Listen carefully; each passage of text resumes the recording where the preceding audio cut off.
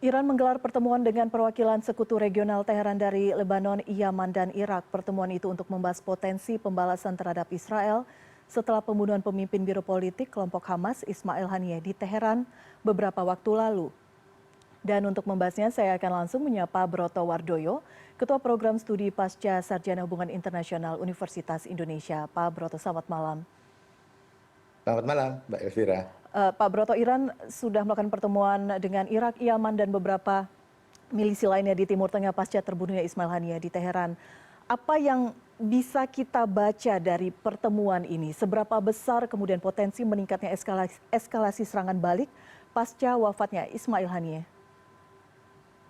Sebetulnya kalau kita melihat modus operandinya selalu sama ya, artinya Iran itu biasanya menggunakan pihak ketiga, proksi-proksi mereka di beberapa negara di kawasan Timur Tengah untuk berhadapan dengan Israel.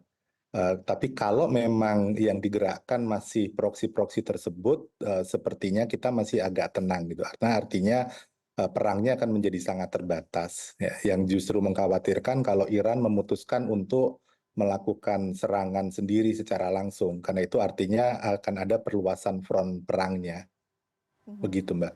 Oke, baik. Sejauh ini tanda-tanda itu sudah terbaca akan mengarah ke sana? Kalau sampai saat ini kan Iran sudah menyatakan bahwa mereka akan melakukan retaliasi. Tetapi belum ada pergerakan pasukan dan lain-lain yang menunjukkan bahwa Iran sendiri yang akan melakukan. Ini sebetulnya kan menunjukkan bahwa Iran sendiri juga melakukan kalkulasi dengan baik. Artinya mereka juga memahami apa sih dampak dari operasi militer yang langsung seperti yang dulu pernah mereka lakukan ke Israel. Jadi mereka juga memperhitungkan hal tersebut. Di satu sisi ini menjadi harapan baik bagi kita semua karena kalau misalnya Iran menahan diri tentu kita tidak akan melihat eskalasi yang lebih besar. Tapi di sisi lain kita juga harus memahami provokasinya Israel luar biasa sebetulnya dengan melakukan serangan tersebut, dengan melakukan pembunuhan tersebut. Concern terbesarnya kan sebetulnya kenapa pembunuhannya diarahkan atau dilakukan di Iran. Kalau itu dilakukan di Iran kan pasti akan memprovokasi Iran. Jadi itu yang menurut saya penting ya untuk dipertimbangkan. Ini kemudian yang menjadi pertanyaan juga untuk internasional. Bagaimana kemudian pengamanan di Iran sendiri? Kalau dalam konteks tersebut, saya rasa tidak tepat juga untuk kemudian menyalahkan Iran ya, karena operasi militer ataupun operasi intelijennya Israel itu bisa dilakukan di mana saja. Dan mereka memang punya kapabilitas yang memadai untuk melakukan hal tersebut. Sebelum ini kan ada juga beberapa kasus pembunuhan yang dilakukan oleh Israel terhadap target-target penting, baik itu Iran, Garda Revolusi ataupun Hizbullah dan juga Hamas yang dilakukan tidak hanya di wilayah tepi barat ataupun jalur Gaza, tapi dilakukan di Beirut, kemudian di Damaskus, dan juga di beberapa wilayah di Iran sendiri. Jadi dalam konteks tersebut memang kita harus mengatakan bahwa Israel memang spesialis sebetulnya dalam upaya pembunuhan terencana ya. Dan itu tidak terbatas di wilayah Timur Tengah saja sebetulnya. Mhm. Eh, kita tahu bahwa dengan wafatnya Ismail Haniyeh ini pasti akan berdampak juga terhadap upaya-upaya yang dilakukan untuk menciptakan perdamaian di Timur Tengah. Bagaimana Anda melihat ini? Nah, ini yang sebetulnya harus dipertanyakan ke Israel. Artinya begini, Ismail Haniyeh itu pemimpin biro politiknya Hamas. Pemimpin biro politik Hamas itu punya kecenderungan untuk lebih pragmatis dan moderat. Track recordnya Ismail Haniyeh itu memperlihatkan bahwa dia itu sangat terbuka sebetulnya dengan opsi perundingan. Dan itu sudah dia tunjukkan berkali-kali. Jadi artinya pilihan Israel untuk melakukan pembunuhan terhadap Haniyeh itu akan membuat tidak ada lagi opsi negosiasinya. Karena dengan siapa kemudian Israel akan berunding atau berbicara. Nah ini yang sebetulnya menjadi kritik terbesar yang harusnya kita arahkan. Karena ini kan berarti sebetulnya Israel dengan sengaja mematikan proses negosiasi yang sebetulnya sekarang kan sedang berjalan.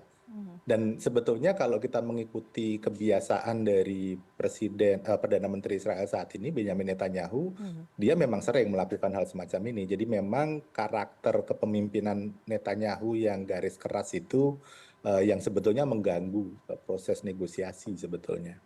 Ketika kemudian pintu negosiasi ini bisa terkesan eh, tertutup gitu ya, karena memang tidak ada lagi sosok Ismail Haniyeh di sana. Anda melihat bagaimana potensi kemungkinan langkah Amerika Serikat juga sebagai sekutunya Israel, meskipun sampai saat ini ya Israel tidak menyatakan bertanggung jawab atas kematian pimpinan Hamas tertinggi ini.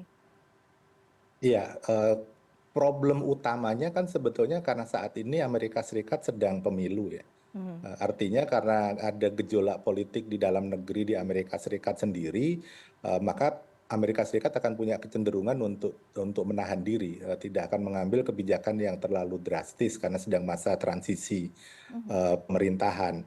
Nah, sebetulnya sejujurnya yang harus kita tekankan kan bagaimana kemudian kita bisa mendorong Amerika Serikat untuk memberikan tekanan yang lebih real kepada Israel. Tapi dalam kondisi saat ini memang luar biasa sulit. Nah, bisa jadi di sisi lain kita bisa mengatakan ya strateginya Netanyahu sebetulnya diperhitungkan dengan baik. Apalagi kalau kita mengikuti pergerakan belakangan di bulan Juli sampai sekarang, ada banyak tokoh pemimpin-pemimpin lapangan di Gaza yang juga disasar oleh Israel. Ya, mhm, jadi ini yang sebetulnya menunjukkan bahwa ya mereka sangat terukur ketika melakukan semua operasi pembunuhannya.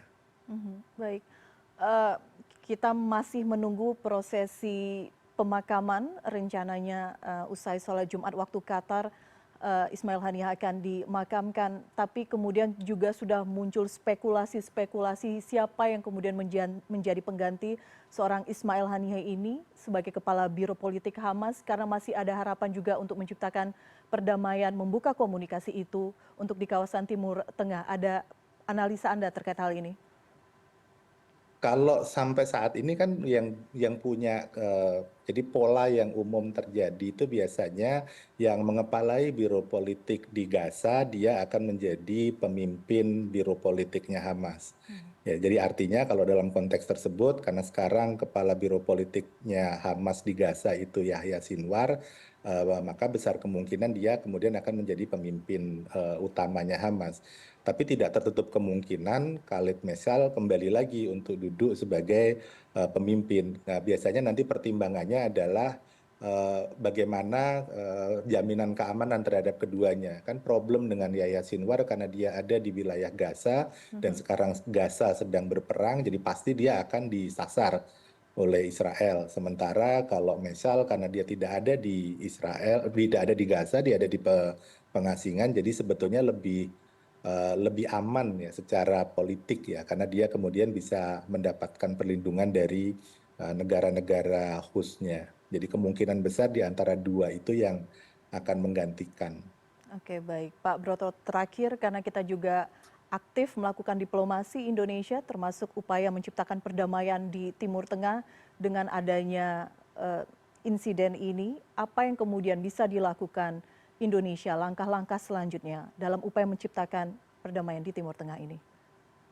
Ya, sebetulnya kalau kita ikuti kebijakan yang diambil oleh pemerintah ataupun langkah-langkah yang dijalankan oleh Ibu Menlu, Mhm, kita melihat ada konsistensi yang luar biasa sebetulnya. Ibu Menlu bahkan sampai melobi ke negara-negara Arab dan juga beberapa negara di Eropa untuk mendorong terciptanya perdamaian, untuk mendorong negosiasi. Yang sebetulnya lebih krusial untuk kita lakukan adalah kita harus bisa bersikap realistis dalam penyelesaian karena bagaimanapun suka tidak suka kita pasti akan membutuhkan apa namanya take and give ya dalam sebuah perundingan. Jadi kalau misalnya memang Indonesia mendorong dirinya untuk menjadi mediator ya tentu ada beberapa langkah pragmatis yang harus diambil. Tapi concern utamanya kan nanti akan bisa menimbulkan gejolak di domestik. Yang mhm. paling sering disebut kan kalau misalnya kita mau mendiskusikan atau mempertemukan para pihak kan tentu ada beberapa hal yang secara praktis harus dijalankan. Nah, kalau menurut saya sebetulnya Indonesia bisa lebih memperkuat kerjasama dengan negara-negara yang selama ini memang sudah bekerja di dalam proses politik untuk menyelesaikan masalah Palestina. Oke, baik. Terima kasih Pak Broto Wardoyo, Kaprodi Pasca Sarjana Hubungan Internasional Universitas Indonesia. Terima kasih atas insight Anda di CNN Indonesia Newsroom. Selamat sore. Selamat sore.